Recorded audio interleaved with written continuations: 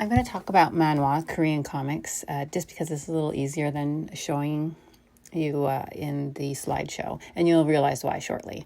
So manhwa is Korean comics, and interestingly, just as a side point, Korean comics manhwa are read the same way as you read in English, from left to right. Whereas manga is read right to left, which is the opposite to English printed comics. So early on, publishers reversed it so that it was easier, so to speak, to read for English audiences. But lately I've noticed that they are retaining the original Japanese format of right to left, which I think is excellent. It keeps the cultural integrity. But anyways, manhwa is read the same way originally as English. So that's just a little interesting side point.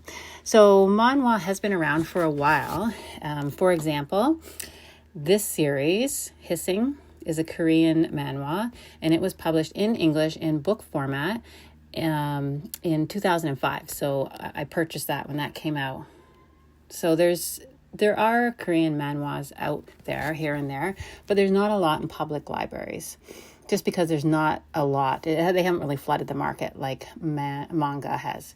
So there's the reason that Korean manhwa has not come in like a wrecking ball, just kidding, come in as powerfully as manga is the format that Korea has evolved that's become extremely popular, which is called webcomics or webtoons. So this is something that is hosted on platforms, web app platforms that have monopolized the market for manhwa. So I'm going to show you three very popular ones. One is Tapas, which is this app here that hosts webcomics. One is Webtoon, which you'll see everywhere once you start looking. What's that one? It looks like that. This one was so popular, this Webtoon one, that's why they're called Webtoons now. The general term is webcomics, but in Korea they're called Webtoons. That is a huge company. And then the other one is Leshin, if I'm pronouncing that correctly, which hosts many webcomics, webtoons as well. So those are the three platforms that host scrolling webcomics. So that brings me to Hoopla. Hoopla is the largest comic supplier for public libraries, and for hosting comics, I should say, so that public library patrons can read them. And it doesn't have the scrolling narration feature available. It does have something called Active View, which I can't show you because it's copyrighted, the Hoopla app. But basically, you download a comic and you double click on a panel, and then the actual app will take it panel by panel, and each page is another panel, which is really great if you're new to comics and you're not sure which way to read the panels or the narration bubbles. So it really guides you through it, which is handy, but it's not the same as scrolling. So that's just a little side note. So now I'm going to show you a example of scrolling narration.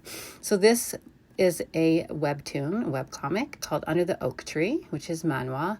And Manta is another platform that hosts these manhwas. And we actually own a print version of this. So if you want to take a look at it, it is converted into print format, which is not quite the same, but at least you can still read it. And I'm going to show you episode 4 to show you how the effect is unique. So the story starts, and episodes are chapters. So it's chapter 4, and the artist and writer uses the drama of scrolling to impactful effect. So you can see there, the words and the illustration are used in combination. This is great for neurodiverse people as well, such as those with who have dyslexia, it's quite advantageous for them to read this. It's easier for them to read than your traditional books or comics. And so there's all sorts of techniques. So this darkening effect here, that's an indicator that they're going back into a memory as you're falling down into the narration.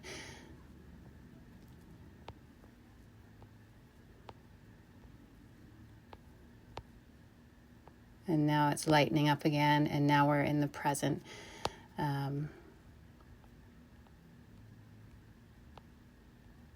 There we are, back in the present.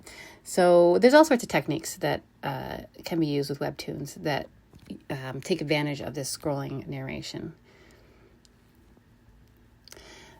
The other thing I wanted to show you is a very amazing, phenomenal resource that I use all the time with Reader's Advisory, and that is a website called mangaupdates.com. It does have manhwa as well.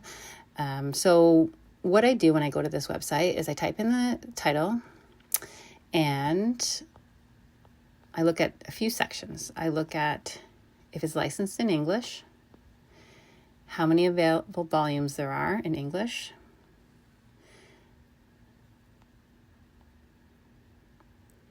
and I also look at the genre. So this will indicate to me keywords for Reader's Advisory. And for example, I know that this one is someone who likes drama, someone likes fantasy, someone who's an adult, because it is an adult series. So it's extremely helpful website. It'll also tell you how many volumes there are out in the original. And so that you can indicate how many will eventually be released in English. Yeah, it's an excellent website. Highly recommend it. And, there's one other thing I want to add, that it's not only manhwa that uses this webtoons scrolling narration effect. For example, we have another book in our library called Lore Olympus by Rachel Smith, I believe. And she's from New Zealand. And she originally released Lore Olympus in this scrolling narration technique on one of these hosting platforms. And then it was converted into a print book format. So it's just extremely popular in Korea with manhwa, but it is available in other artists and writers of other countries to utilize it. So I hope that was informative. And that's all I have on manhwa at this moment.